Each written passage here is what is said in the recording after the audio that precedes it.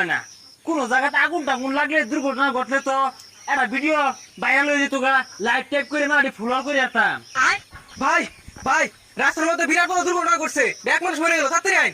কস কি এটাই সুযোগ, ঈদ লেগে গেছে গা, পেজের মতো মেলাটি ফলোয়ার হইব, ভিডিও ভাইরাল হইব, লাইভে ঢুকে গিয়ে তাড়াতাড়ি চশমাটা ভিন্দা লই।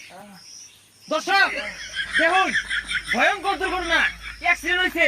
দেখুন, বেশি বেশি লাইভকে শেয়ার করবেন, কমেন্ট করবেন, তাইলে এরা ভালো হয়ে যাবে গা।